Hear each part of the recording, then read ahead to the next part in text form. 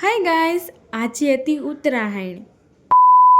તો સવારમાં નાસ્તો કરીને અમે આવી ગયા હતા પતંગોના કાંગા બાંધવા માટે ને આ લોકો બધા કાંક લખતા હતા તો મેં લખી નાખ્યું. પછી તો કાંગા બાંધીને બધી પતંગો કમ્પ્લીટ થઈ ગઈ તો અમે આવી ગયા હતા અગાસીમાંથી.